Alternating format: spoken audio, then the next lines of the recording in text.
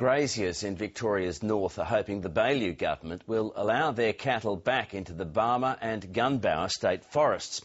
But as Kerry Ritchie reports, it's still a bone of contention between the coalition partners.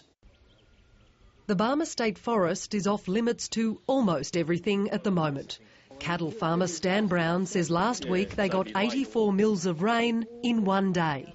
But the 97-year-old is worried about what might follow. If we get a fire here, it's not going to stop in here. Stan Brown's property is right up against the forest. His neighbour, Peter Newman, sold all his cattle last year when the Barmah government banned grazing in this forest and at Gunbower. He says after the floodwaters recede, the cattle must go back in.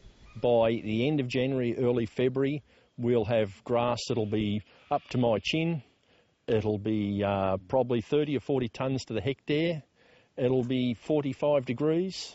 It's a disaster waiting to happen. That's what scares us. The new Victorian Government says it has no plans to let the cattle back in here at Barmah or at Gunbower, but it will be allowing grazing in the high country to reduce the risk of bushfires.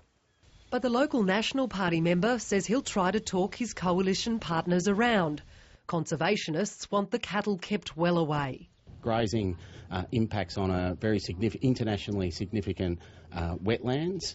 It also impacts on water quality and a range of threatened species. Stan Brown volunteered for the CFA for 65 years. I've never had a greenie ring me up yet and want to go to the fire. He says if the forest is lost to the fires, it will take a century for it to grow back. Kerry Ritchie, ABC News, Barmah.